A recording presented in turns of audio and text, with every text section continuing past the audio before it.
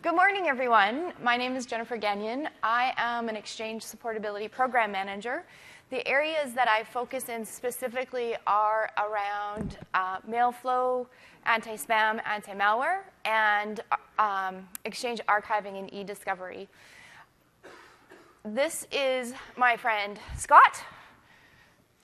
And I'm also a Supportability Program Manager. Been working in Exchange for about 16 years now, so in the same areas as Jennifer, and excited to be here with you guys this morning. Absolutely. So between us, we've got a few years of information, I suppose, and experience around Mailflow, and we're here to talk to you today about Exchange Online protection. So, if I'm doing this right, one of the things, so this is a list of the things that we're going to talk about today. For those folks, how many people know what EOP actually is, Exchange Online Protection? Oh, good. There's quite a few of us. So, excellent. So did I. That's fantastic. So we're going to talk a little bit about that, a refresher for those of you that do know it. For those that haven't really experienced it, we're going to go ahead and give you an introduction to that. We're going to talk a little bit about some of our planning recommendations and deployment. We're going to talk specifically around the area of anti-spam and anti-malware. And then we'll also look at encryption. We're going to do a few demos for you around troubleshooting, take a look at some of the tools that we have available for you using the service, and then we'll open it up for any Q&A. Having said that, if you have a burning question as we're talking, please feel free to go up to one of the mics. We'll try and keep an eye out and see that you're standing there, and we'll stop and answer those questions as we go along.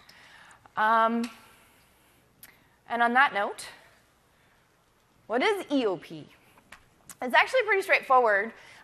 It is a cloud-based email filtering service. It helps to protect your organization from spam and malware. We also have the option to give you a little bit more information and a little bit more security around data loss protection. And then we also do some encryption of that mail as it leaves your organization. So I wanted to talk a little bit about the routing. This will give you a little bit of a basis for the discussion as we move on, because it gives you a sense of how your mail is actually going to flow through. So to set up EOP, it's essentially you change your MX record. It's just basically telling the world that your mail needs to go to this location first so that we can go ahead and get all those flyers and things out of the way. When you do that, the email comes to our edge first. And when it comes to the edge, we do have our IP-based block lists as well as some directory-based edge type filtering there as well. So if you're using dir sync or Active Directory sync, you will take the benefits of that as well at the edge, so that we're filtering mail only for the valid email addresses within your organization. From there, assuming that it passes through there, then goes through virus scanning. So we do have a minimum of 3 engines running on all your messages at all times. Goes through the virus scanning. You do have the option now with EOP where you can have the message delivered but have the attachment stripped, if that's something that you choose, or you can simply set it so that it actually blocks that message. Then passes through and it goes to the transport rules or policy enforcement. So here, it gives you the opportunity where you can actually create organization-specific content for, or actions, I should say, for your messages. So you can create allow rules, reject rules. This is where your encryption would happen if you're using OME. Your encryption would happen through here. In the customs rules section, that's where your DLP will happen as well. So you can set up for your data loss protection in there in that sense. Once it goes through there, again, depending on the action that you choose for that particular type of message, you can send it to be deleted or blocked. You can also send it to the quarantine so that if it's something that you want to access later or want your users to be able to have access to after you check it out, you can put it into the quarantine, which is a little bit separate. From there, the message then passes through to our spam protection. So assuming everything's all good, it goes to the spam protection. This is where, if you're using the Active Directory dir sync, you can sync your safe senders and block senders from Outlook up into the cloud. We will check those, and perform the action appropriately as the message comes through based on what your user has decided is good or bad. We will do content scanning and heuristics. This is based on our own information that we've gotten from various different sources. We'll do some bulk mail filtering, because for some people, bulk is really good. For some people, bulk's not so good. So we don't want to make that decision. We've got some tools to help us with that and help you with that. And then there's some additional content filtering options that we give you that are available as well, just to help tighten up those screws just a little bit for you. That particular section is also driven by our customer feedback, both around false negatives and false positives. So if your users happen to actually get messages marked incorrectly according to what they feel, you tell us and we'll go ahead and review that, and where applicable and appropriate, we'll include it in our engines for you. From there, we're assuming everything's all nice and clear. If you've got hosted mailboxes, the messages get automatically delivered to Office 365. If not, using a connector, it will go on-prem through a secure channel if you choose to your on-premises environment.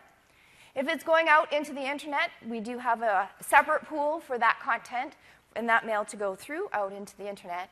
And if there's something that's a little bit suspicious, we're not 100% sure, we're actually going to send it through what we call a high-risk delivery pool, or a higher-risk delivery pool, I should say. So we're not 100% sure on the content, and we don't want to risk your mail that we're really sure and 100% sure on. So we're going to send it through a separate set of IP addresses just to protect it, just in case we get something wrong. Any questions? I do see a question out front. I do want to stop here quickly. I'm not sure if you pertain to this, but... Can you the microphone, please? I can repeat it as well. I'm trying to figure out where we would insert or send it back if we had our own or another third-party scanner as a proof point. Okay, so if there's a third-party scanner that you're using, if there's something that's on-premises, it would actually sit on-premises. So depending on how you want to route your mail, you can choose to route it on-premises first and then have the mail come to us, have a connector come to us. It's not recommended because you lose some of the effectiveness at the edge. Having said that, if you want it to route to us first, it would then go on-premises, then scan through your on-premises, your device that you've got locally. Okay? Hi.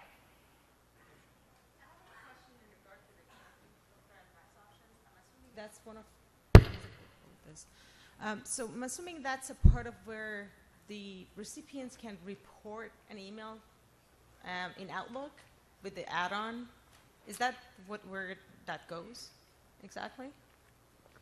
So the content filter advanced options are where you would select to enable for NDR backscatter, and you're attacked by NDR backscatter, or you want to do aggressive filtering around SPF records. That would be in that section.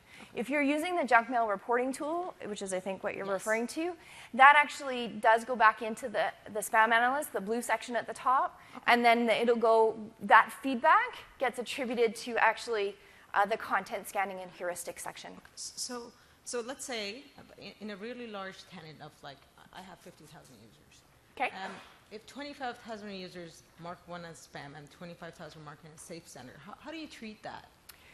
That's a really good question. So it's not, at this time, it's not specific to your tenant. We actually take a look at the feedback across the globe. So if everybody else in the room had the same opinion as the first group that said that it was bad, then we would most likely actually attribute it to our global rules. But if nobody else in the room and all of their users agreed with them and they thought it was perfectly fine and we marked it correctly, then we would not make a change in that sense. Okay. Thank you. You're welcome. That's a fantastic question. It's a good question. So you win a T-shirt. Hiya. Hi. Just a question about the high-risk delivery pool. Yes. Is that just you guys protecting your IPs? Yes. So, but those IPs, my message goes out of those IPs. Is that going to be treated by things like Spamhaus in a more suspicious way? Yes.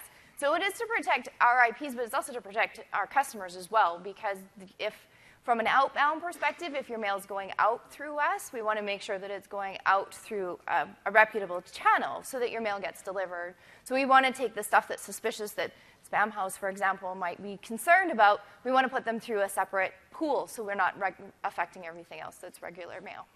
And presumably I can view how much of my mail is heading out over that channel. I'll get reporting on that? I believe it is part of the message trace. It's part of message trace. I'll show you an example in a minute. Cool, thank you. Yep. Good, thank you. Any other questions? There's one here. If you don't mind, just because you're close to the microphone. You mentioned if the user does have their safe and block lists, it's being synchronized up. What's the mechanism for that synchronization? Is this using the DirSync connector, or we're using FIM in our case? And if you're running on-premise Exchange, what's the mechanism for those safe lists to get up to? It's Azure Active Directory. Okay. It's part of that DirSync that brings it up. Do you know if you're using FIM, if that capability is also there? I don't believe so. Well, it should be, but it's a matter of whether or not those attributes are part of what you're syncing. Okay. You don't happen to know which attribute that is off the top of my head, I don't remember, but it is documented. Yep. Good question. Hi. Yes. Do you do any recipient verification before it even gets into the infrastructure? In what way, recipient verification? A valid email coming in? So if you look at that directory-based recipient block that's in that first block on my right, your left. In the bottom corner of the screen. Yes. And we'll get into what is required for that in just a second, because I'm going to go through the deployment options. And to answer a little bit closer, the reason I was asking is because we do a couple of different things. We'll look for URLs to see if it's a valid URL or a good reputation on that URL. We do validation to see if they've got a good reputation on IPs. So that's why I was asking. There's a couple of different levels that we look at in that sense. I think I saw a question over here, and then we'll come here, over in the back there. So is there a process in Office 365 where if we have a custom tailored process to do bulk mail forwarding, how is that handled? So the question is there a process in Office 365 to handle bulk email forwarding that you do within your organization? Yeah, so let's say we're emailing 8,000 to 9,000 recipients of email from an IP address. How is that handled with bulk email blocking and everything else that's attached to a source? So that's a really good question about the bulk mail. And if you don't mind, I'm going to defer that just slightly because we're going to actually talk a specific section about bulk mail with some recommendations that I have there. There's a question here, and then I'll go back there. I had the exact same question about bulk email marketing that we have. Okay. We've signed up, so we know that we're not spamming them, but we'll send 15,000 emails out Right. over the course of a 4-hour period. Right. Okay. I'd like to understand how you guys are going to Sure. that. Good. So that was a bulk question. And then I think I see another hand there. And I apologize because the light's really bright. Hi. I am moving my organization from Cisco Ironport Gateway to AOP. So currently, Cisco Ironport has a website called senderbase.org. Because some of our external partners, their domains will get blocked. And these are small businesses, and they don't really manage their email. And so it serves as our communication tool that their ISP provider has a poor reputation in the internet, and they really should work with their ISP. We do not readily whitelist domains because there's a lot of risk for that. So my question is, does EOP have a corresponding website where I could look up a domain and see if their reputation is poor in the internet, and I could tell this business, hey, you need to work with your ISP in Seattle or something like that? So that's a really good question. And at this time, unfortunately, the answer is no. We don't have a specific website where you can go and look for that. But that's great feedback. I'll make a note of that to take back with me. We'll also talk about some troubleshooting tools if you get into a situation where that does become an issue. Great. Thank you. And we've got one more question here, and then we'll move on. Yeah, actually, two quick questions. The first one, the user interface for the feedback reporting for junk or not junk. Is that something that we're on-prem? We're using Outlook 2010. Probably upgrade that to the next version soon enough. If a user just simply chooses not junk in Outlook, is that sufficient to trip the feedback mechanism back to EOP, or is some other tool needed? You actually have to download the junk email reporting tool, and we'll talk about that a little bit later. I do have the link for that. If you do end up upgrading to Exchange 2013 minimum of Service Pack 1, it's inherently built in with a right click that you'll be able to do it. But for 2010, there's a tool. Okay. Second question deals with the frequent situation that we see if a message is coming in that through our own edge systems is being mischaracterized as junk, and we're getting a lot of them being mischaracterized as junk. We can right now go into our, we're using spam assassin basically. We can go in, we can craft a rule that will then whitelist that particular domain. We can use a regex or whatever to do that and allow the message to be scored correctly. It appears in the user's inboxes instead of junk folder. If we move to EOP for that, how easy would it be for us to be able to say, okay, you're mischaracterizing a whole bunch of stuff that is relevant, should not be scored as spam? How quickly would that turnaround be, and is that even available? It is, and that would be in the transport section under the allow reject rules section. We are looking at enhancing that feature a little bit, but it is in that section, and it just is your standard replication time. So on the outside, it would be roughly an hour for that to take effect. Okay, thank you very much. You're welcome. All right, I'm just going to quickly go ahead and move forward and talk about hand it over. We're going to talk about some basic Mailflow for you. Okay, so hopefully this will get you started, and we'll try to go a little bit fast for those of you who have seen some of this before, but feel free to stop me. There are two types of EOP that you can purchase and that can be provisioned in our data center. It is important to pay a little bit of attention initially when you first get signed up to which one you've got. If you look, one option, it will just say Exchange Online Protection. That means you've purchased filtering only for your on-premises environment. Or it can also be bundled as part of an E3 Exchange Online, and that's what you see on the other side. Now, if you think you have the wrong type, don't worry about it, because it is simple to upgrade. If you have been provisioned as Exchange Online Protection, you just simply start assigning licenses to mailboxes in the cloud, and you get upgraded.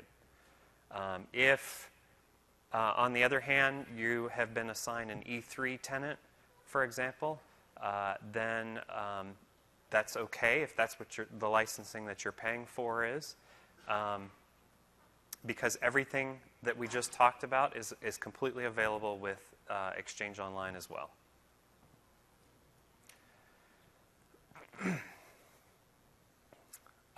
So I will talk a little bit about the different deployment scenarios. And when I'm saying filtering only, I'm specifically talking about trying to protect an on-premises environment. The type of tenant doesn't matter as much, except I will point out in this box, the endpoint that you need to connect to for PowerShell in this case is a little bit different. That's really the only other major difference that you need to be aware of. Basically, as I mentioned, filtering only it can show up as either one of these, okay? If it shows up as Exchange Online Protection, that means you've been provisioned in an Exchange Online Protection data center. If it shows up on the other side, then that means you're in Exchange Online. That's the only thing you really need to think about. But in either case, the requirements for setting it up for protecting on-premises are you validate your domain, or domains if you have multiple domains. You configure connectors and test your Mailflow to make sure everything's working. Once you're satisfied with that, then you can switch your MX record. That's pretty much all there is to it. Now, for hybrid and for fully hosted, things can get a little bit more tricky. And specifically, excuse me, I'm getting over a sinus infection.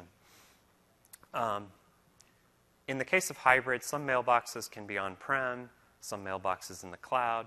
You may be in that state for a while. You may be going through a migration. We highly recommend that for configuring Mailflow in that situation, you use the hybrid wizard, because it's not just Mailflow that you're going to be interested in making work. You're also going to want FreeBusy potentially between your users, authentication potentially you may need to consider. Hybrid Wizard also makes sure that your DIRSync is configured correctly, things like that, as a prerequisite. Also, while you're in hybrid, you get to choose when you make the MX record change.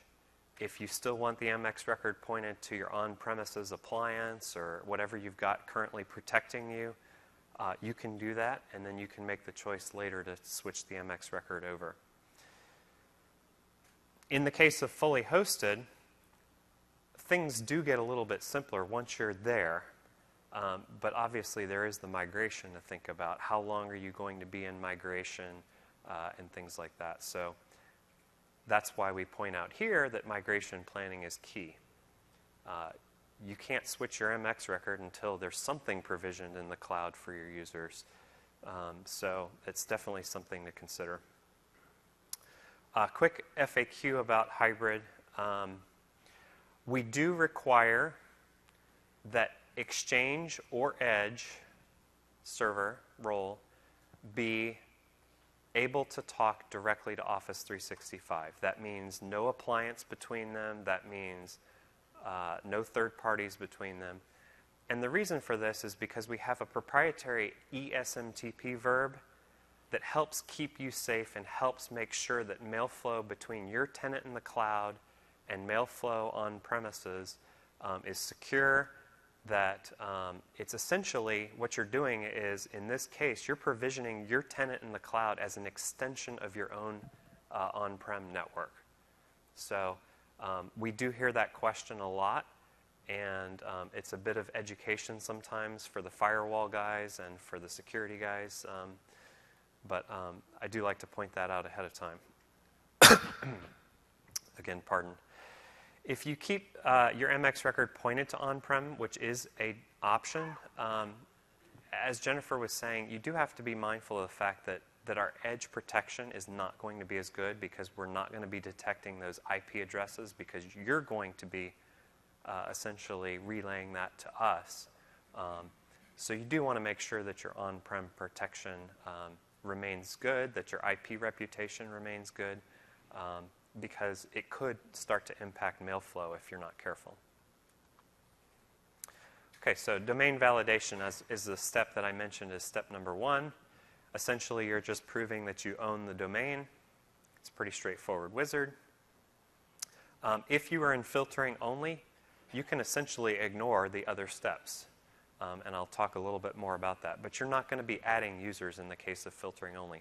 Now, you may consider using DirSync, so that the cloud knows what your on-premises users are for that recipient validation and whatnot, but you're not going to manually add those users potentially in the cloud. Another thing that you may want to potentially skip if you're in a filtering only is there's, because DNS is so important to Mailflow and to cloud configuration, we actually have in our domain validation and our DNS section, we have the ability to tell customers that their MX record is not correct, or that their auto-discover records are not correct, or things like that. In the case of a filtering only customer where all of your mailboxes are on premises, you don't care that your auto-discover record doesn't point to Office 365. So that's an important caveat that I like to point out. And there is a way for each domain name that you have to basically tell it if that warning is really bothering you, and it can be kind of naggy, you can actually choose to turn that off. A little more information about domains. Once in Office 365 you've validated the domain, then it gets replicated into EOP and EXO as an accepted domain. That accepted domain there are 2 types of accepted domains, authoritative and internal relay. Essentially, authoritative means if we do not find a match in our directory, Azure AD, if we do not find a match, then reject that email. Okay? If you do want a situation where, for example, on-prem is the authority, and you may not be fully synced all the time or something like that, or you have a complicated routing situation for a particular domain, then that would be non-authoritative or internal relay. Okay, so quickly I'm going to walk through connectors because we thought it would be easier and better to just show you what that looks like.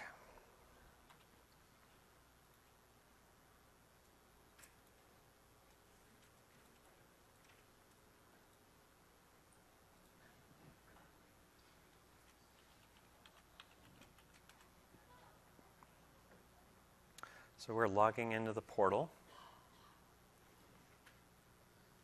Under the administration here on the far left, we're going to choose Exchange or Exchange Online Protection. You will have a Mailflow tab in the Exchange Admin Center. This will take you to rules, message trace, accepted domains, remote domains. Remember, we just talked about accepted domains, so these are all the domains that are validated on my tenant. Let me make it a little bit bigger.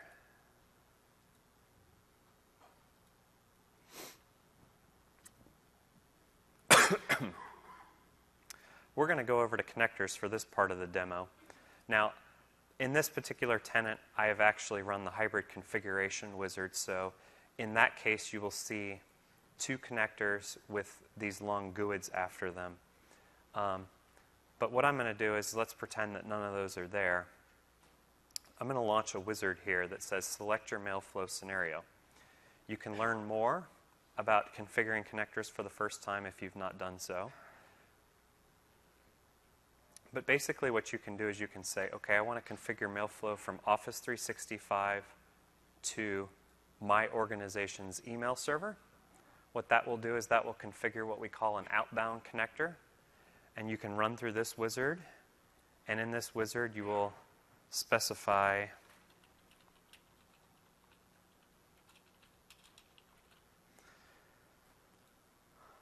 where you want that sent to, so and how what domains do you want to.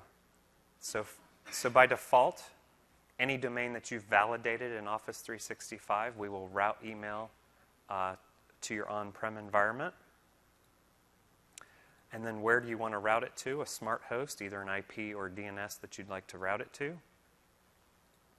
And that's pretty much all there is to it. There are some TLS options on the next page, but that's extremely straightforward. Now, you'll also want to configure the opposite, which is from your organization's email servers outbound, if you want Office 365 to also provide outbound filtering for you.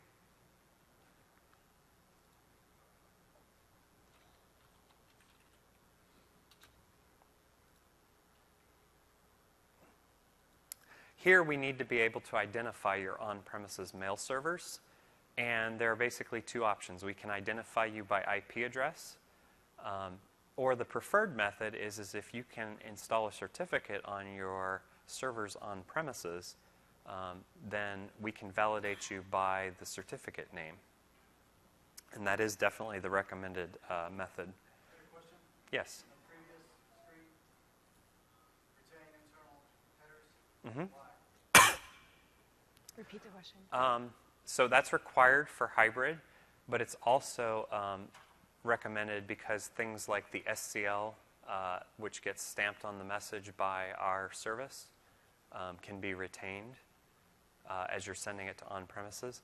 Now, in the case of a pure on-premises going out to the cloud or going out to the internet and you have no hosted mailboxes, in that case, you could certainly turn that off. It's actually not doing anything with those headers, like the received headers. It's specifically Exchange headers that we're talking about in this case. So things that are required for mail flow between on-prem and hybrid hosted mailboxes. Okay, so you're going to pick either certificate method or IP address. And then again, you'll be presented with some TLS options.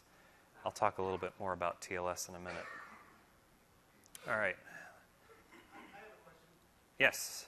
The steps that you just followed, is that you followed for the hybrid setup too, or I thought we had to use the hybrid wizard As the on-prem, you know? Yes, as I mentioned, for hybrid, we strongly recommend using the hybrid wizard.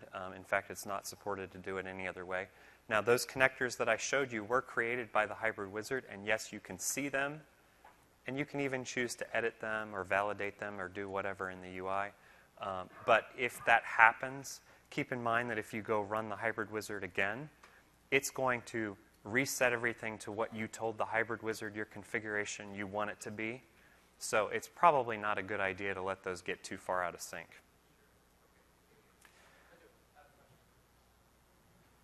I think over here first, if you can get to a mic. What are the requirements for a connector to a partner? Do they have to have... Okay, so I did skip over that really, but yes, there's another type of connector, which is if you want to configure custom settings for a particular partner. If you want to require that all mail between you and this partner has to not only be secure, but maybe even has to be authenticated as a particular certificate name or something. I was more concerned about the free busy. Connectors doesn't, what we're talking about with connectors doesn't have anything to do with FreeBusy. Okay. FreeBusy, there's basically a federation. As part of the hybrid wizard, you create a federation identity and then you can publish FreeBusy. Is it possible, I believe our hybrid wizard created both a certificate-based and an IP. So when I go into that setting, if you go back to Exchange 2010 hybrid wizard, yes, right, it would do both. That is no longer required or even recommended. And in fact, if you've created that with the 2010 hybrid wizard and you either upgrade your hybrid wizard on-prem, or if you even go to the cloud and you start messing with the connectors, it will tell you that that configuration is no longer recommended. So is it using one or both of those right now, or is it, how's that? It's using IP, but it's also enforcing. It actually doesn't make a ton of sense logically in the code, but it is looking at IP first. Okay. Is there a plan to fix SPF in hybrid scenarios? Because I have, my mail comes in on premise and then gets forwarded. I'll talk about SPF in just a second, so if you don't mind. One of the things I didn't show you is if you keep clicking next in that connector creation, eventually you're going to get to a screen that says validate my mail flow if you're configuring from our cloud to your on-premises environment. This is your chance to punch in an email address for a user on-premises, and it will actually simulate the entire SMTP conversation to your on-premises environment. So if your certificate configuration doesn't match, if your DNS configuration isn't working, if you have a firewall that's blocking port 25 from our data center to your on-premises environment, it will detect that. I also want to make a quick note, which is whenever in this presentation we have purple, that typically means that it's a best practice.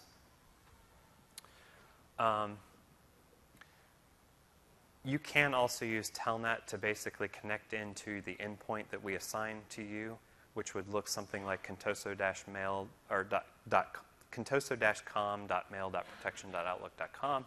That's eventually what you're going to change your MX record to.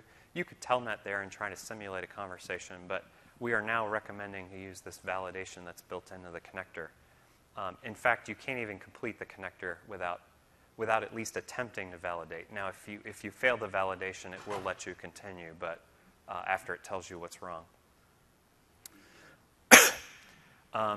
DNS changes, you're going to change your MX record and SPF, and I'll talk a little bit more about that in just a second. We already mentioned you do not need to change auto-discover CNAME records at this point. You choose when you're going to do that as part, certainly if you're doing the hybrid wizard, you can take that into consideration. On-premises changes, you will also, if you want to route outbound through EOP, create a smart host in Exchange. It's called a send connector from on-prem environment to EOP. And then another best practice is we have an article out there on TechNet. If you search on Exchange Online Protection IP addresses, you'll find an article. What we highly recommend is that you restrict your firewall or your receive connector or whatever you use to control to only the IP addresses that our service is going to connect to your environment, because you don't want to accept email from just anybody. You want to make sure that it's passed through our service first. So just to quickly enhance on that a little bit, one of the great tactics that spammers have is to try and contact you directly. So they'll do some reverse engineering perhaps to try and get in contact with you. So if you do leave your firewall open or your receive connector open and the messages are going directly to you, if you happen to report it to us using the junk mail reporting tool or what have you, thank you. We appreciate the feedback, but we really can't do much with that message because it didn't come through our service. So we really don't know what we would have done with that message in the first place. So it is always recommended to accept mail just from us so that we can guarantee that we're being as effective as we possibly can for you. There's a question out front.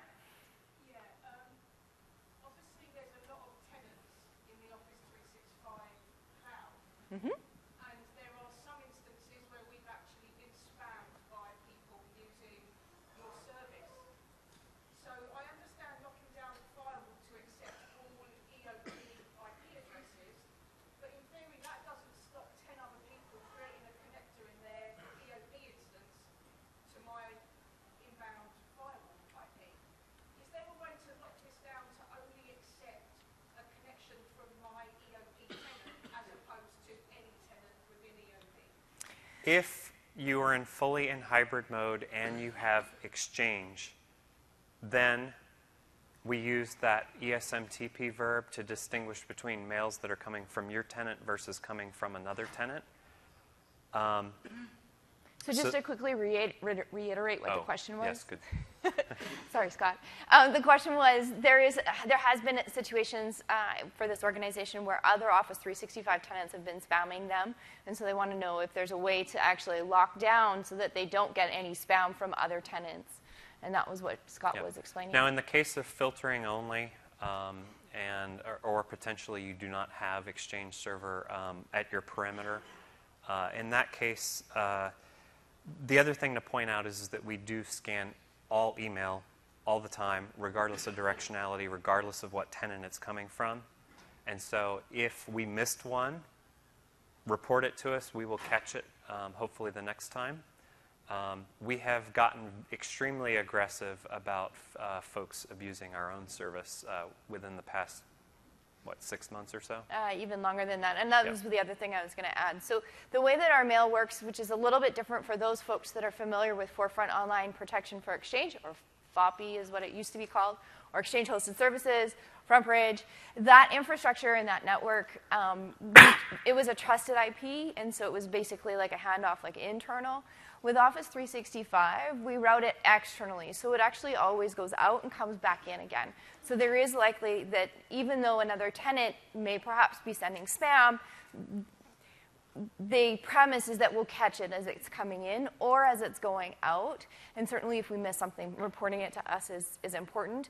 We are also getting very aggressive to try and identify those tenants in advance to make sure that we're shutting down those spammers before they even have a chance to attack our customers. But that's a good point. Yep. Getting back to the SPF really quick, because I want to be mindful of our time.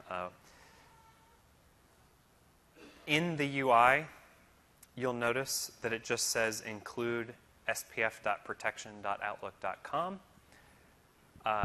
For EOP and hybrid, it's also important to remember to keep your on-premises IP, public IPs, in there because when you send from your on-premises environment through us out to the cloud, we're going to check the SPF as well. And so when we scan it, we want to make sure that you're coming from a trusted IP on premises. It also helps if somebody's trying to spoof you. It validates as well. So if you ignore that particular guidance and you go to TechNet or other places, you'll see the SPF recommendation of IP4 as well in your, or you can use other things, but we do recommend the IP or IPs. We talked a little bit earlier about enabling directory synchronization. Essentially, use Azure AD DirSync, and what that allows you to do is synchronize Outlook safe sender block lists, so that's a good best practice, and also enables the ability, if you have an authoritative domain, to enable the directory-based edge blocking. So I did see there was a question at the back over here. Do you still have your question? I think you answered it. You basically honor the MX record. You always route to MX. Absolutely. Yes. Yes, absolutely we do. And there's a question out front here. Yes, please use the microphone. In terms of relaying through, like, let's say a copy machine that you want to relay through Office 365, is the only configuration that's needed is adding that SPF record, or is there something else in addition to that that you have to do? So if it's coming in from a certain IP that you know it's coming in from. If it's like a scanner or printer Yeah, device, I would also add those IPs, those public IPs, not necessarily internal. Right, but is the SPF record the only configuration that needs to be made, or is there something else that has to be done in the tenant? We have an article on that talks about all your different options. Okay. It really depends upon the device. Okay. If the device has a built-in MTA and a queuing mechanism and whatnot, we have a specific recommendation. If it can authenticate, like if people walk up to the printer and scan their badge or something, there's a different recommendation versus the dumb, standard, printer that just has basic network connectivity. In that case, we're going to recommend that you create a EOP connector, just like what you saw us walk through there. Yep. Good. That was a good question. I'm going to give you a short question. That was a great question. That was a fantastic question. Awesome. Thanks. All right. So let's talk a little bit about anti-spam, anti-malware. There are some folks in the room that were not familiar with EOP before, or they were just super shy in putting up their hand, which is totally fine. And so I did want to talk a little bit about coming to EOP from something else. The biggest thing that I want to do is sort of set some expectations. There is a very good likely chance that you'll see a difference in your email patterns, a change in the email patterns. The reason is every other service, every other appliance handles your mail in a slightly different way than we do.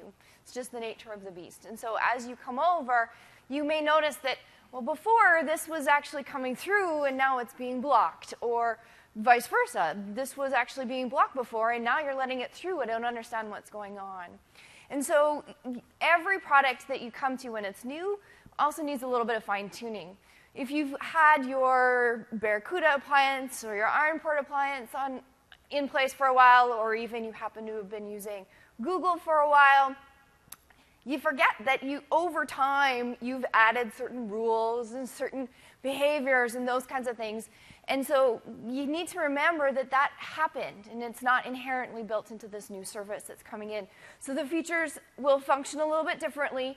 It's a good opportunity, though, for you to go and do some housekeeping. It gives you an opportunity to go in and take a look at those old block lists and allow lists and take a look at them and say, are they really doing what they were supposed to be doing? Are we actually seeing that traffic come through now where we might not actually need those particular rules? So you can do some trimming there. You might find, believe it or not, we actually do have some customers that use the service right out of the box. And they don't make any customizations to it at all. So whenever I was talking to a customer and implementing them, which is back in the day, I would always recommend turn it on for at least 24 hours, let it run. Then go in and see how exactly are we actually tagging your mail, what exactly is it that we're doing with your mail, and then go in and make your changes. Even though it's kind of scary, totally get that. There was one organization, it was just simply out of the box that I couldn't implement them to begin with because they were getting attacked so hard that I couldn't even connect to their IP address. And so once we were able to connect to their IP address, we were actually stopping millions of messages at the edge, and they didn't even know because their connection timeouts were just happening so frequently that they were just losing mail in that sense. So try it out for a little bit. Review the policies that you've created. Over time, you would have had corporate policies that say, don't let this certain file type in, or don't let this particular group talk to this group. Take a look at those policies and see, because again, you might not actually need them.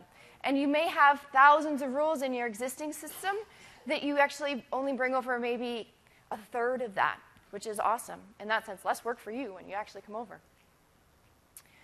So when you go in and you are actually determining that you want to set up some sort of spam policy, we do have the options that you see on the screen.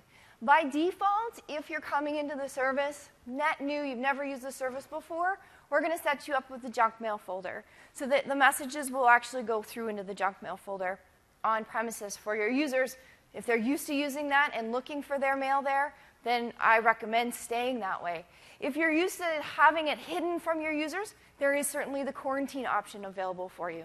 So you go ahead and you choose the option that you want in that sense. If you're going with EOP and the junk mail folder, and this is specific for standalone, because with Office 365 and Exchange Online, it's a little bit different. For standalone, you want to make sure that you add at least 2 rules on premises so that it knows what to do with those messages when they come in. I've had a number of customers say, I'm using the junk mail folder, but my messages are still going to the inbox. The spam's still going to the inbox. You forgot to add the 2 on-premises rules to tell it to actually go to the junk mail folder, so don't forget to do that. The other important thing, as you see in purple there, you want to make sure that your Outlook is updated so that we can apply the rules appropriately and prevent those false negatives. As I said, the other benefit of the junk mail folder is it's easy to educate your users, especially if they're already used to using it. Just go ahead and look for your mail there. It could be very seamless. Your users wouldn't even know that you had switched services in that sense. If you choose the quarantine, messages are kept in our data centers away from the user's view. As an administrator, though, you can certainly give them access to go ahead and take a look and see what's there. You can also configure end-user spam notifications. Very popular, simply because it's low administration for yourself. Once a period, whatever that definition of that period is for you, if it's once a day, you can set it from daily if you're using Active Directory DirSync, up to 14 days. It'll send a digest out to your user saying these are all the messages that we actually put into the quarantine for you. And then directly from that message, they can actually give us feedback as to whether or not we got it right. Report it as junk, or simply release it, report it as not junk. In this case, it's not junk, or simply release it to the inbox. If you simply release it to the inbox, that's exactly what it does. Just gets delivered to them. If they actually truly think that it's something that we got wrong and they want us to know and make a change in the future or consider making a change in the future, they'll want to then report it as not junk. Some additional best practices for you. We were talking a little bit about SPF records. It is recommended that you use an SPF record, and as Scott was telling you, you want to make sure that you include the EOP IP addresses as well as the on-premises public IP addresses. There is a configuration wizard that you can use to double check and see if you've got it right. When you set up an SPF record, it is really not recommended, even if you don't set up an SPF record, I really do not recommend safe listing your own domains. It completely, in an SPF situation, it completely bypasses our checks, devoids the whole purpose of publishing one. It is very common for spammers to attack you with your own stuff. So keep that in mind. As we move forward and the technology increases, the things that we're getting into now are DMARC, so domain-based message authentication reporting and conformance. It's a mouthful. What you want to do is it's sort of an additional signature, if you will, to SPF record. It is something that is authenticated specific to your organization. They cannot spoof it in the same way. If you can't actually completely publish it, then you can still actually use it to collect feedback and see how it's going to work for you. We currently have support for this on our inbound mail, anything coming into our service, and we're working on, hopefully soon, having it available for outbound. There's a question over here. Do you mind going up to the mic, please? So for SPF, we always add our own IP addresses, but we have way too many SMTP relays out of the Office 365. So what is the official number of SPF records that you guys, that standard occupies? Because the maximum is 10. I have about 7 IPs of that I have to add, and we usually go over. It's not based upon the number of IPs, it's based upon the total number of DNS lookups. DNS, yes. So and then there's also a maximum total link to the record itself. 10. Those are all published in the SPF RFC. Right. We don't throw errors necessarily, hard errors, if you don't conform to that, but other people do, so you will start to notice problems, as I'm sure you've found. But I think 7 IPs plus the Office 365 include, that should be just fine. So, is there sort of like a place we can find out at all time what that Office 365 will take, because of the maximum number changes as well? So we have changed our record a few times in the past. We are now in a state where we don't anticipate any changes for a while. So I'm hopeful that that has settled down. I know you've probably experienced some pain there in the past, and but it has been better. Like, I have to, applaud you guys. It was eight or 7 at the beginning, and now it's 3. So it really helped us because we had to take out all the IPs. But that wouldn't change, right? So I have requested that we kind of set some sort of bar for ourselves, and we don't exceed whatever that is, but we haven't determined what.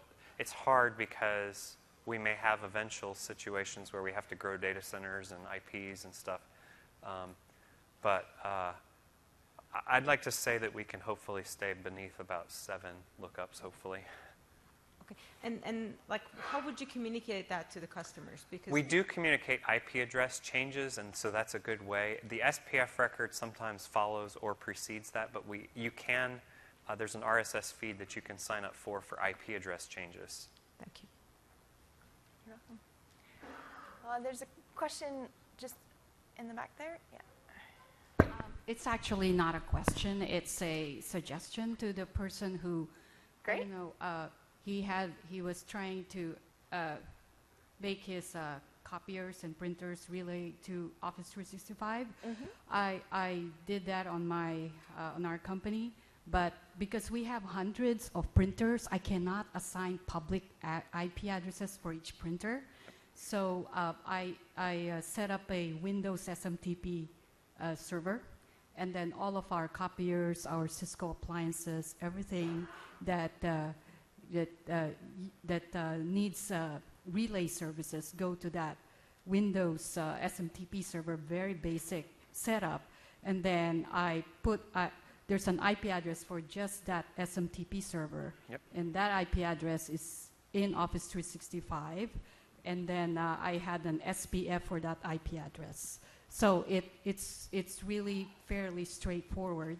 And my next step is to put all our SharePoint inbound email to libraries to go through that SMTP server. That's a great suggestion. Thank you. And for helping answer a question. Absolutely. There's another question here. I was going to just make the same recommendation. We have a Linux box that can do all the relaying for hundreds of printers. Yep. Great. If you're in a larger enterprise, that's definitely. Yep.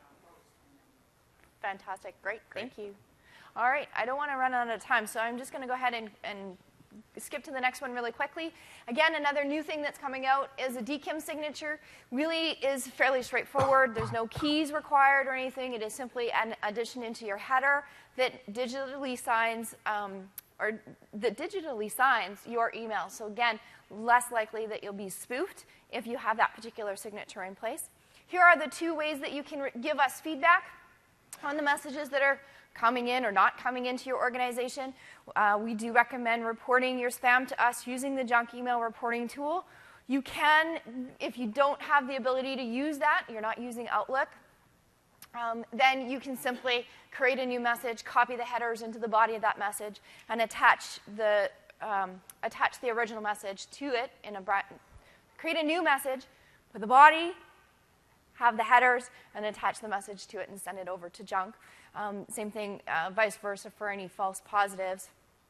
And as I said earlier, if you are using Exchange 2013 at minimum Service Pack 1, it is inherently built in, so especially in OWA, it's simply a right-click, and you can see see junk or not junk as an option in the right-click menu. Just a quick plug for our advanced threat protection that is a new part of our email filtering service that's coming this summer. It is a protection against unknown, or is help for protection against unknown malware and viruses. In that particular case, it is a feature that we're calling Safe Attachments. Gives you the opportunity to detonate those messages, those attachments in a detonation chamber. Check it out first before it goes through. We also offer, in this particular new service that's coming, real-time time-of-click protection. This is to help against phishing. So if there's a malware in particular URLs, we'll actually check it for URLs at the beginning as it comes through. But if a spammer, what we're noticing is that spammers are pretty smart. They set up legitimate URLs first. They look clean as they come through, but by the time the user goes to actually click on the URL, that's when they've already added the malware to the site. So with this particular service, you have the option, you have the ability to actually get that protection at the time that the user clicks the message, which is really when it's most needed. It gives you some rich reporting and URL trace capabilities. There's a question over here.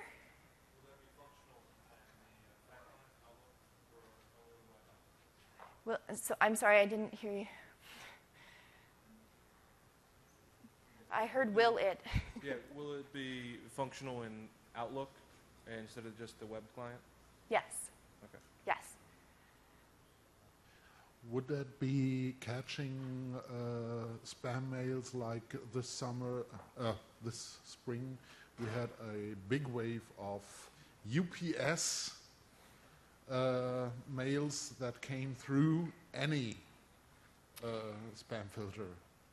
So it depends on the characteristics of that UPS mail that came through. But assuming that it gave you a link to, for example, track your package, it would check it at that point. Yes. Okay. Thanks. Good. You're welcome. Oh, there's a couple of questions over here. If you don't mind, just jumping up to the mic. Yes, does it differentiate between the protected attachments and encrypted attachments by RMS?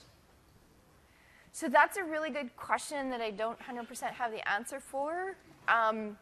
There is a session, I have reference to it at the end of our deck, where they're talking specifically all around ATP, and they'll go into those nuts and bolts and details for you in that session.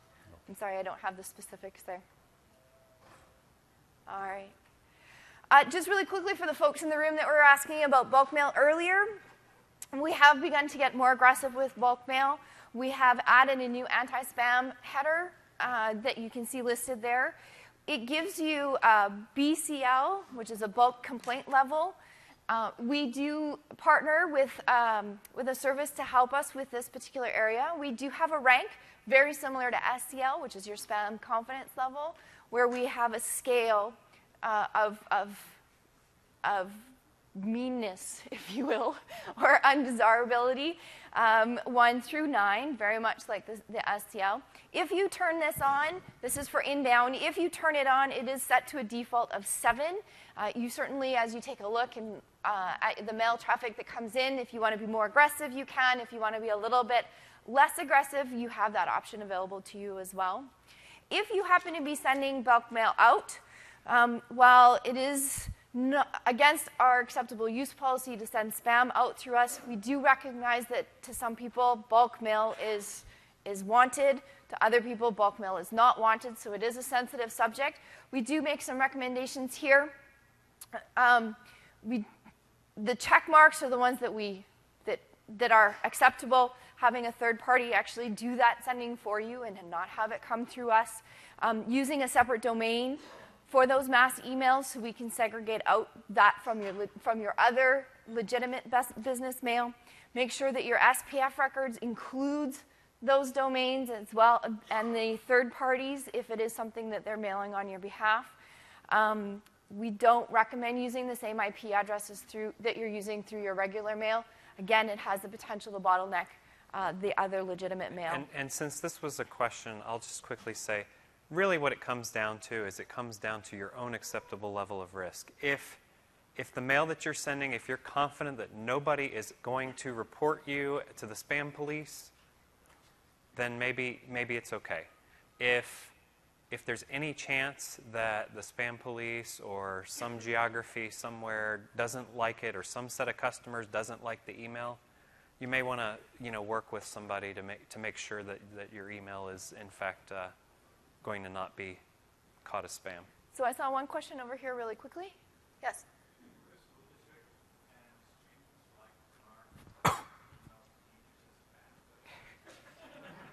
Yeah? Can you repeat the question, please? I will.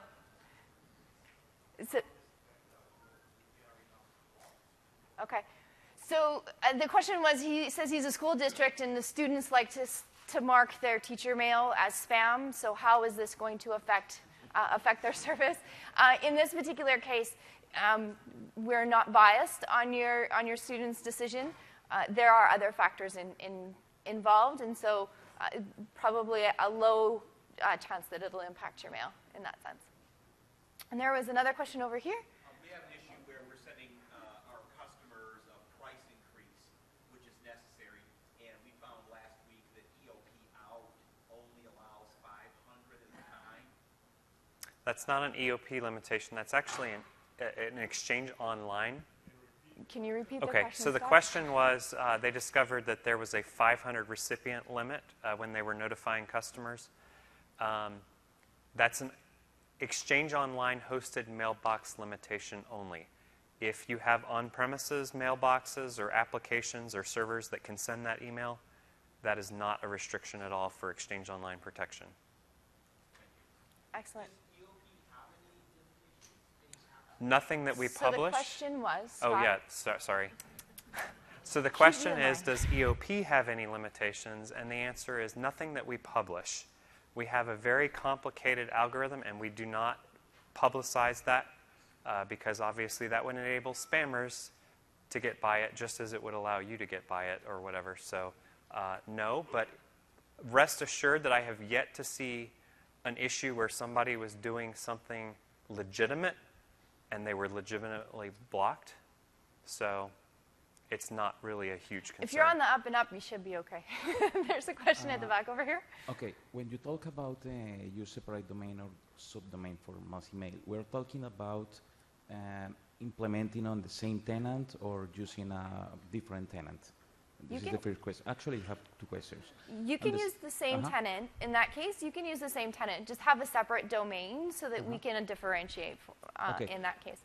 And the second one, talking about TXT DNS record for domain validation, this TXT record has any expiration time before it changes?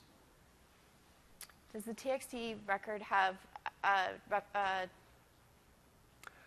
lifetime? There are TTLs. Yes. I don't remember what they are, but it's not related to TTL. It's related to the record by itself changes. I'm not sure I understand the question. If you'll hold that question until the end, we'll try to help you. Okay, thank you. All right, I'm going to go over to the right side, and then I'll come back to the middle. Regarding the advanced threat protection, does that have any effect on the junk mail filtering? No. Okay. Not the advanced threat protection specifically. So by reporting junk email or anything like that, that will not directly go into the advanced threat and help that out with any signatures or IPs or anything like that? Well, it certainly would go back. So, for example, the URLs, it would certainly enhance our content and heuristics, filtering around URLs, for sure. So my question on top of that is, regarding the junk email filtering, what is the number of reports that need to be affected by the junk email filtering? So is there a certain number, a static number of reports, 1,000, 2,000, that will be affected by that? Because that would, in turn, directly affect how the advanced threat protection will immediately react on 0 days or and things like that. I don't have the exact numbers, but what I can tell you is the more reports we get, the more confident we are that we'll have the right verdict. If it's only one report or 2 reports, very, very unlikely that we'll do anything about it. It has to come from multiple sources, and multiple sources can be our third parties that we partner with, and or our customer base that's reporting to us. Okay, and is there a greater value depending on the type of spam that it is? If it's a spam with an attachment or spam or with an HTML link, or is there different values? I'm not aware of any different values, but that'd be a good question for that other session. You're welcome. Oh, he's gone. Do you guys have a specific recommendation for IPv6 with EOP? Or this is the same approach as IPv4? It's the same approach. There isn't anything specific. We follow the industry, which is with IPv4, you're assumed good until bad. With IPv6, the industry has said, we're going to assume everybody is bad and you have to prove your identity through SPF, DKIM, etc. Okay. All right, excellent. There's the back there. What is the priority for processing rules, clutter versus junk mail folder? The clutter feature in Outlook, which was released like weeks ago, because now our company has it. And Yeah. it was a quiet rollout. We did not roll it out. We just got calls from the help desk. Hey, some of my emails are in clutter, and what's Yeah. that? Is that an enhanced version of junk mail folder or what? So that's a very, very good question, and I have a colleague that focuses most specifically on clutter, and he's not with us today in the room today. If you come by the booth, we'll try to get you an answer to that one. Yeah. What booth number? If you go to the expo hall, it's the big Office 365 orange banner. Okay. Yeah, the Office All right. 365 booth. Thank you. You're welcome. I'm going to go up front here.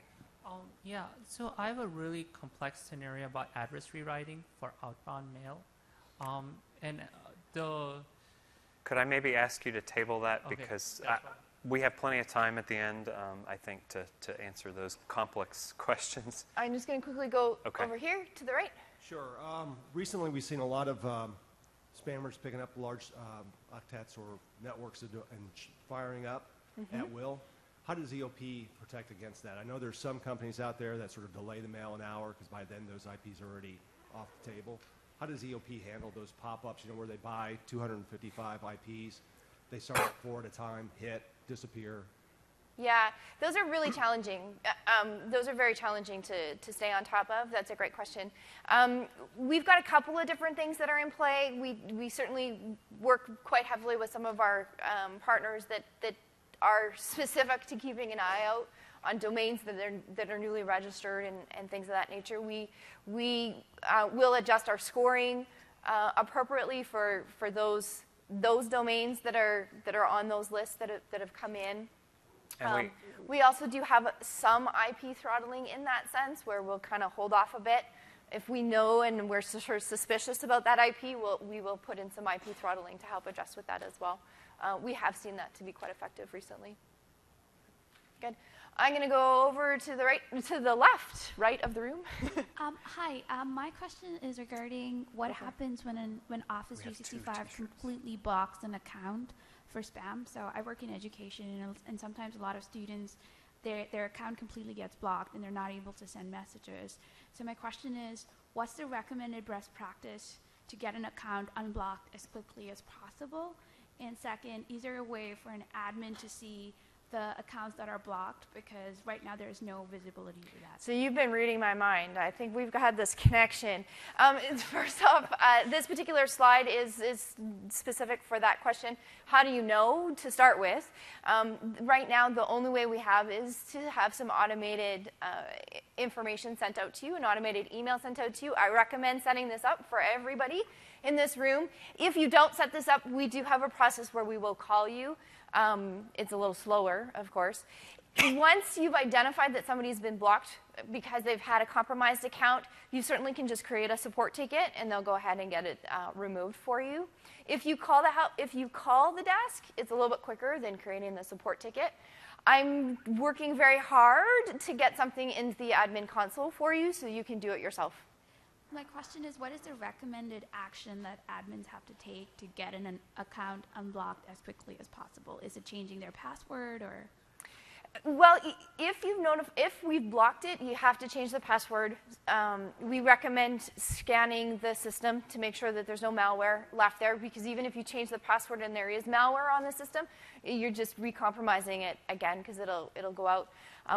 Scan the network to make sure there isn't anything there. If there's anything in queue, delete the queue. That will help as well, and then contact the help desk, and we'll go ahead and remove it. A final question regarding this. Is there an SLA published that once a customer contacts support saying that we've taken all the action, is there an SLA for when the account will get unblocked? No, there isn't, unfortunately. It's the standard SLAs for opening a support ticket at this point in time. If you've done all those things that we just talked about, it will go much more smoothly. If the account is still compromised, that can definitely continue to cause problems. Yeah. My suggestion is I've worked with a lot of education customers where this problem is so rampant. My suggestion is we try to streamline this process because I've seen situations where it takes about a week to unblock an account in spite of calling support. So if we could do something about that, that'd be great. That's great feedback. Thank you. I'll take that feedback. That's fun. Do it right, and you submit the block header message. You submit the little questionnaire they have every time, and you send it out. It's usually unblocked within 2 hours, which is like 2 to 3 hours. It's usually pretty quick. Yep. Word template. I just copy, paste it in. And in the ticket, it's attached the file. It said C notes for releasing forms. You may have to go back 3 or 4 times to try to get it done. Yeah. You do it the right way, it knocks Yep. it right out. And Paul, you should be up on the stage. There's a question up front here. Hello. On a previous slide, you indicated restrictions on routing between hybrid with on-prem and Exchange Online between third-party appliances or devices. Yes. Does that include WAN accelerators? Does that include, I'm sorry, which? WAN accelerators. WAN accelerators. What about them? Sorry. Can they, I mean, if you have customers that are currently using that but have bandwidth restrictions, would that be a type of device that would not be... In the hybrid configuration? It should work, but it's not going to help you because all the traffic should be encrypted unless you specifically somehow disable encryption. So it's actually not probably recommended. I can talk to you more about that. Okay, thank you. And there's a question at the back. Yeah, just really quick. The IP addresses that you use when you're ingesting the messages to choose whether you block it or not, are you looking at the full header of the messages that you're coming in, or is it just the last hop? It's the connecting IP address usually. The connecting IP? Okay. Yeah. And in the center here? For hybrid deployments, do you have a way to pull messages back, phishing messages that get through and the like, or recategorize them out of an inbox into? So we don't have anything that's available at this point in time. Is that something in the future? I don't want to speak out of turn, maybe. I mean, because presently I do see stuff coming out of Outlook domains. So for Hotmail and Outlook.com, we absolutely do have that capability. I know there's been discussion about looking at bringing it into EOP, but we don't have anything at this point in time. Thank you. You're welcome. I think I answered that the right way. There is another question up front here, and then we'll carry on. Unfortunately, I don't think Scott's going to get to do his troubleshooting stuff, but that's okay. Go ahead. For users who forward their mail, is there a way to segregate that flow such that we don't get notified every time a spam message is forwarded out? Because right now, EOP will tell us whenever someone receives a spam message and then it forwards to Gmail. Is there a way to segregate that so it's not as noisy? Oh, That's interesting feedback. that's a good question. I don't have a specific answer for that, and it's. I want to make sure we don't lose that, but that's actually good feedback. I'll try to write that one down. And Or kind of a follow-up to that is there a way to configure that Mailflow to go back on-prem so we could handle delivery of those messages? Because right now, EOP is delivering those directly. It'd be nice if we could get that to flow back through our own servers. So that's just a feature. Yeah, that's good feedback. Yeah. We'll talk to you a little bit more about. yeah, in about fact, that. I'd like to maybe get some more information from you on that, possibly, if you have time. Yeah. Because now anything that gets forwarded, when it goes through hygiene the second time, it fails the origin check, and it gets tagged as spam. Okay. We actually have a premier ticket out there on this right now working it, because we have huge numbers of things that get forwarded, and we have addresses that are getting shut down. But it's been an issue since mid-February when DMARC went in place. Yep. It actually started tagging everything that failed origin checks, which pretty much is everything that's forwarded. So hold up, Scott. Okay. So really quickly, Scott, just because the folks on this side of the room didn't hear all of that. So the question originally was, how do we stop getting notified when someone gets a piece of spam and forwards it on? They're getting notified that they're forwarding spam. So that was the original question. And then the comment at the back associated with that was when we enabled DMARC roughly in about February, any of the forwarding stuff, it was actually, if I'm paraphrasing correctly, I'd like to it's get, actually failing the originating checks as it's coming back I'd like through to get and your again. ticket number so So. we can double check it and see what's going on. Excellent. All right.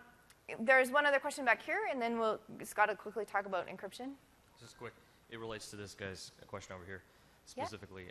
We've had a lot of trouble with this too. Is there going to be a future where in the management console we can change individual users' block and safe senders? So for instance, like when he has a user that adds a teacher, an admin should be able to just go in that I user's see. mailbox and change their safe senders. We used to be able to do that in our previous products. So we've had a Okay. lot of problem with that. I'm not aware of that, but that's a great feature request. I'll make note of that. Absolutely. Good. Do you want to just quickly, we've got 2 seconds left to quickly talk about encryption? We're out of time, so we won't get to the other demos today. But just really quickly, there are 4 different encryption options. I want to present this to you guys because there are different sessions out there on different encryptions that are in Office 365. And I just want to help you navigate the different choices to some extent. So TLS is basically encryption between your SMTP or a partner's SMTP, specifically a server and us, Office 365. It's only that single hop that is guaranteed to be encrypted. We are opportunistic 100% of the time. We support now TLS 1.0 through 1.2. We only support secure ciphers. We've turned off SSL 3 to make sure everything is secure. So that's on by default, and you do get that protection. If you want to ensure that it's encrypted to a particular partner, you certainly can do that, as you saw through a partner connector. Office 365 message encryption is a feature that allows you to encrypt email to anybody, anywhere, basically, on any device, whether they're inside your domain, outside world. Basically, the way that it works is we handle that encryption for you. The end user or the recipient gets that email, and all it is an empty email, basically, with an attachment and a link, basically, that forwards or that sends that attachment up to our cloud. If they can authenticate and prove that they own that email identity, we will decrypt it for them, and they can see it. And we have a bunch of cool options coming there, which we have a good session talking about the futures of that feature. IRM is, of course, built on top of RMS, and this allows you even greater flexibility within your environment to define usage rights for specific emails and content. It does require organizational authentication, and it does not get in the way of e-discovery. SMIME is, of course, the most secure, but it's also the most fragile and the most difficult to support because basically it's certificate pairs between sender and recipient, and it's extremely difficult to implement and keep managed. Outbound filtering for PHI or Social Security numbers or anything like that, and based on that algorithm? That capability is in our DLP feature set. You can define all kinds of, we have both pre-canned that you can use based upon certain government regulations and things that you can use, and you can also customize those. DLP. So if you look for some sessions on DLP, you'll find out all you want to know about that. So we are out of time. I do want to thank you guys all very much for joining us today. I'm just going to quickly flip to the survey slide. Please fill out our survey if you have any additional questions or comments. I know there's a couple of folks that we did ask to stay behind. We are here for a few more minutes. Otherwise, enjoy your lunch and the rest of the conference. Thanks so much.